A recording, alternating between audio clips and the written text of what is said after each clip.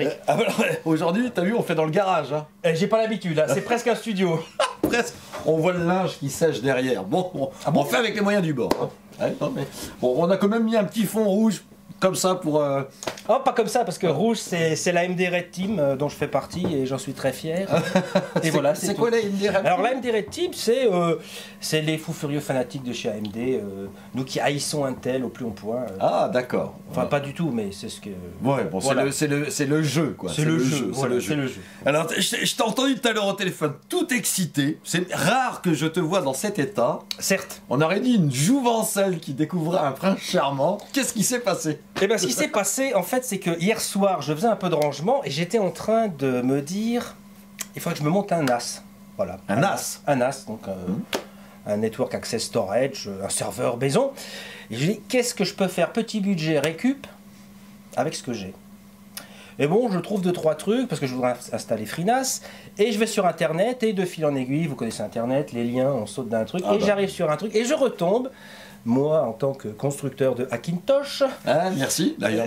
Il marche sur la fameuse Niresh. Niresh que je n'ai pas installée puisque j'ai fait une install Vanilla pour toi. Oui. Alors, Vanilla, on peut dire quand même, résumé pour les gens qui connaissent pas trop. Le mot-clé Vanilla, c'est monter un Hackintosh à partir d'une distribution pure. C'est-à-dire un OS qui n'a absolument pas été touché ni hacké. D'accord. Voilà, c'est ce qu'on appelle une Vanilla. Une technique un peu différente.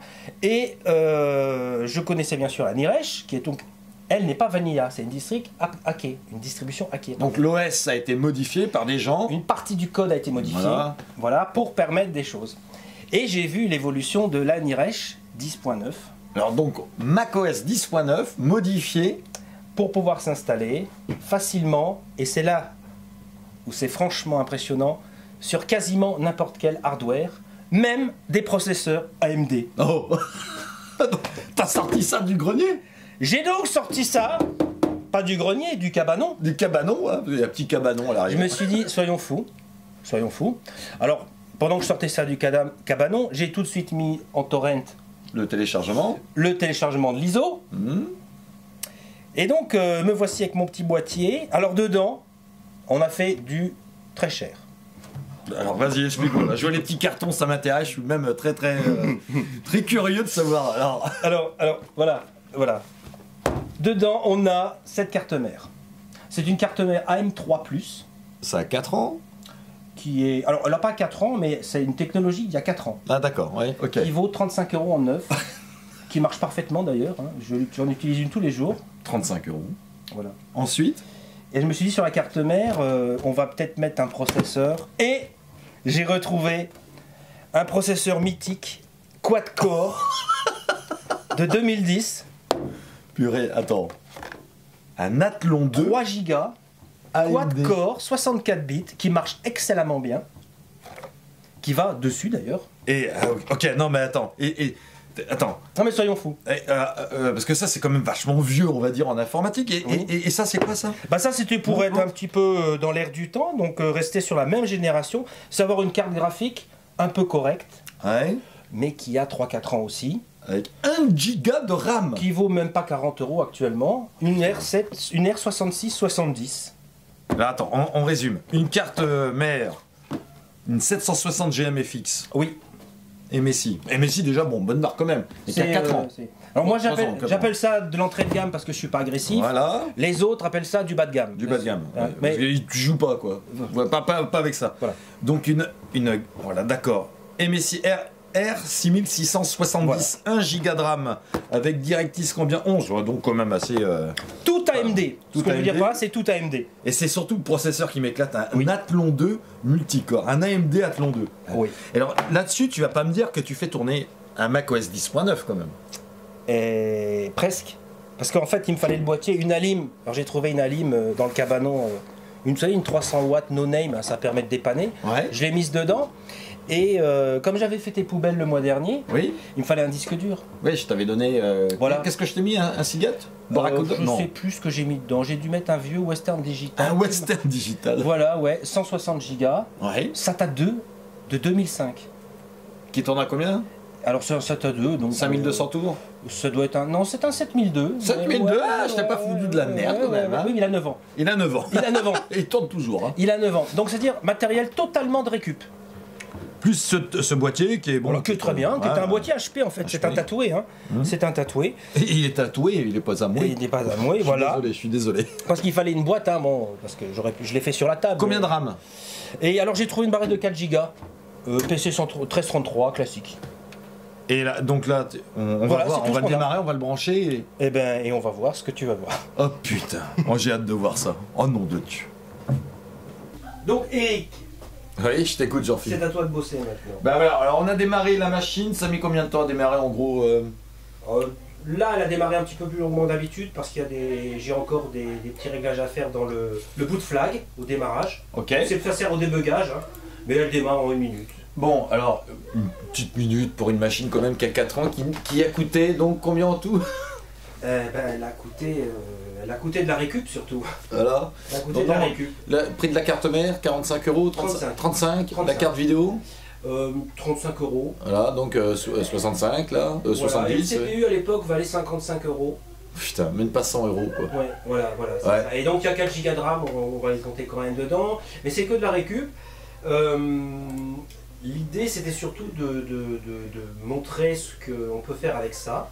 Ah ben je vois déjà la réactivité de la machine en tant que machine bureautique déjà, il me semble que c'est bien. Le but est là, c'est une WebStation. Bon, alors là on a déjà un bon truc, je vois le rapport système, donc 3 GHz, quad-core Intel Xeon. Ben, bien sûr, là il se trompe parce que 3 Go c'est juste, mais Xeon, alors et c'est pas innocent parce qu'il le voit comme un Mac Pro 2008, tu sais ton ancien. Oui. Parce qu'il a exactement la même puissance au niveau CPU. D'accord. Donc au Geekbench, on pourra montrer... Au Geekbench, ça j'adore. Le Geekbench 3 nous montre les résultats quand on compare un Xeon 5150, tu en as 2 dans ta machine de 2008, Ouais. et ici, il n'y en a pas, il a la même puissance que ces 2 processeurs. C'est hallucinant. Mémoire 4 Go de RAM 133, ok. Donc graphisme AMD Radeon HDI 6670. Voilà la carte vidéo. Voilà, il l'a reconnu. Donc on peut même cliquer sur rapport système pour avoir tout ce qu'il y a à l'intérieur. Donc alimentation, oui, bon, rien de transcendant. Les USB, il reconnaît. On filme ici le bureau. Alors on a branché une caméra Logitech, il ne l'a pas reconnu en USB. Bon, à voir plus tard. À mon avis, il y a un problème de chipset dedans. Alors là, j'ai pas réglé encore tous les KExt, c'est-à-dire des sortes de drivers un peu spécifiques au Hackintosh. Donc la machine a été montée il y a quelques heures, sans aucun paramétrage. Ah oui, non mais voilà, brut de pomme. Brut de pomme, comme tu dis. Brut de pomme. Alors la carte Ethernet est reconnue, d'ailleurs on va aller faire un petit tour, allez soyons fous, sur internet. Hein, on va prendre un navigateur, peu importe. Allons voir pour ce que ça donne en vidéo, allons voir, n'importe laquelle. Shadow of Mordor, moi je dirais. C'est quoi ça? Shadow of Mordor, cherche Shadow of Mordor dans YouTube. Allez. C'est un jeu qui sort le 3 octobre, qui est... Bon, il y a beaucoup de hype autour. Alors je sais pas si le trailer est magnifique. Shadow of Mordor, ok.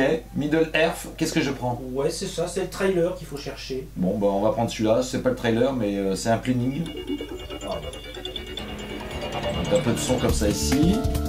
On va le mettre en plein écran. Ah bah non, là ils font comme nous, ils décrivent. Alors tu dis le trailer, bah, on va taper trailer, allez on va... J'ai pas mis de S mais c'est pareil. J'ai mis 2. J'ai mis 2 N mais il y en avait qu'un. C'est celui-là, First Gameplay. Oh, le trailer, le trailer, voilà, allez, trailer de lancement, on y va. Voilà. C'est juste pour voir ce que ça donne en vidéo. Si la carte suit, Regarde. Ah bah ça suit. Ouais. Non, je suis très étonné de la machine là, déjà en première. Surtout en faisant tourner un macOS 10.9 dessus, quoi. C'est assez étonnant. Et nous tournons sur un processeur AMD. Et en plus AMD, voilà. Et la carte vidéo, 1 Go de RAM, 4 ans, 4 ans et demi, ouais, 4 ans et demi, quoi. On a quelque chose de tout à fait convaincant. Moi, ce qui m'intéresse de voir aussi, c'est mon réseau, est-ce qu'il reconnaît le réseau? Donc, je vois pas pourquoi il le reconnaîtrait pas, puisqu'on a vu que la carte réseau était reconnue. On va sur le réseau ici, et effectivement, il reconnaît mon réseau local. Donc, peut-être que je peux monter mon serveur, ma sauvegarde. Ah ben voilà, tout à fait, il le monte. On peut aller chercher des applications Mac ou des films, tiens, on va monter un film. Ah bah tiens, on n'a pas fait l'essai, tiens, on le fait en direct, si ça plante, ça plante, si ça plante pas, tant mieux. Qu'est-ce qu'on pourrait voir? Sherlock? On le lance directement sur le réseau avec QuickTime. Il va faire une conversion. Ah oui, tu n'as pas mis VLC dessus? Alors il y a pas VLC, il y a VLC, mais il ne faut pas l'utiliser à cause du fameux problème dont je te parlais avant, c'est qu'il y a la machine marche très bien, il y a juste un tout petit souci sur l'audio qu'il faut que tu règles. Je règle un petit peu, voilà. Alors voyons avec celui-là s'il est capable de lire vérifier, ne pas vérifier, de voir un film.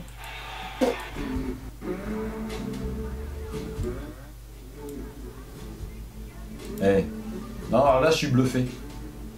Bon, en plus on est sur le réseau, hein, je ne vais pas copier en local sur le disque dur.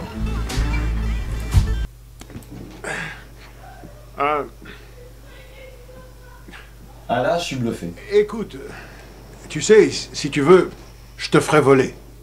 Alors, ce qui est intéressant, c'est que toi qui es un utilisateur Mac depuis de très nombreuses années, ouais.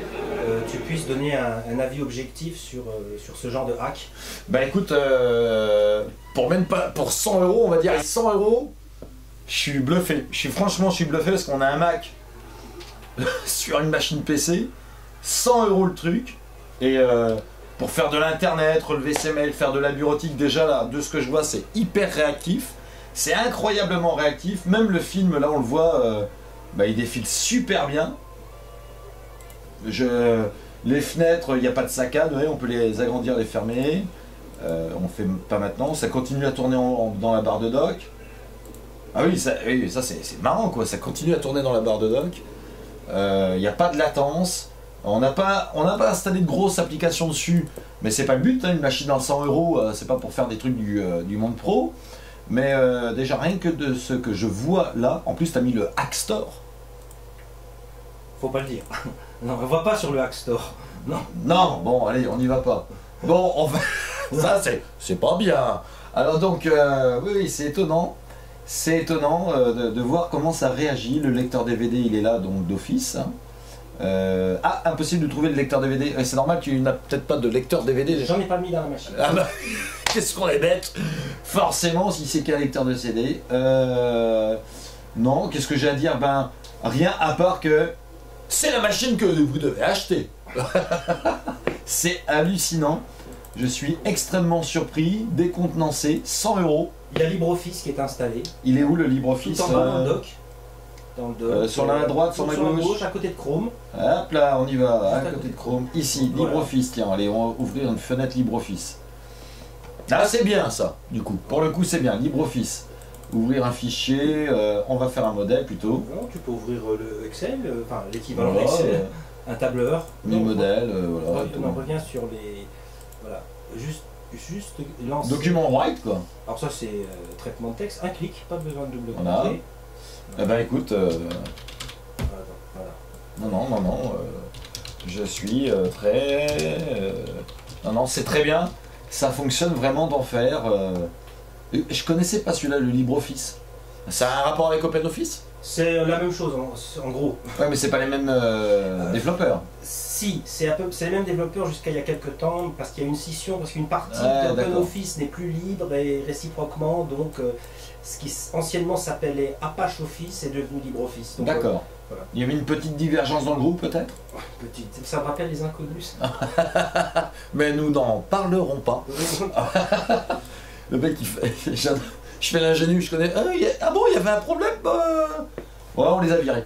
Alors, donc non, plus sérieusement, pour revenir à ce petit Hackintosh, à 100 € avec macOS 10.9, combien? 10.9 10.9 10.9, eh bien écoutez, rien à dire de plus, bravo Jean-Phi, encore un super montage, la machine elle est juste à mes pieds, elle est là, donc vous voyez que tout est possible. Il suffit de mettre son nez dedans, de regarder un petit peu et on peut faire des machines complètement délirantes avec un budget extrêmement restreint. Et alors effectivement c'était un petit peu un challenge, donc ça venu hier soir, mais oui c'est iStat Pro complet. Ouais. Pour montrer que effectivement on peut avoir un Mac. Pour information, il a la puissance Mac Mini i5 2300 de mi-2011. Mi-2011, ok. Voilà. Voilà, ça vous donne un petit un rapport... Qui vaut 600 €, qui est toujours en vente sur le site d'Apple. Voilà, oui, allons-y. Hein.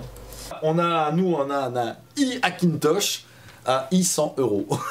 Un AMD Hackintosh. Voilà, bon. Il n'y a plus rien à dire là-dessus, Jean-Philippe? Oh, il y aurait beaucoup à dire, mais je pense que c'est pas mal. Au moins, on a pu faire une présentation de ce qu'on a fait dans la journée. Donc 2 hacks, hein, mon gros à côté là. Alors oui, effectivement, il y a trois écrans, voilà. Et c'est que des Hackintosh. Voilà. Bon, bien sûr, il y a les Mac, hein, je l'utilise encore, hein, il y a le Mac les deux qui sont ici derrière moi, mais je crois que ça sera vraiment les 2 derniers. Et malheureusement, je passerai pas sur le iTruc Pro, parce que voilà, une machine à 4500 €, hyper fermée, hyper bloquée, qui est de toute manière intransportable avec le nombre de fils qu'il y a derrière. C'est pas le genre de truc que j'achèterais chez Apple. Dommage, hein, Apple a oublié le monde pro. Voilà. Encore une fois, je peux pas m'empêcher, Jean-Philippe. Je voulais finir sur une touche d'humour, toi qui aimes bien les disques durs. Tu sais que cette petite carte mère là, oui, qu'on a vue, il y a 6 prises SATA dessus. 6 prises. N'en dis pas plus. Ne jetez pas le bébé. Bon. Et bien sur ce, qu'est-ce qu'on peut dire? Bonne journée, bonne soirée, et au prochain Temps Geeks. À bientôt.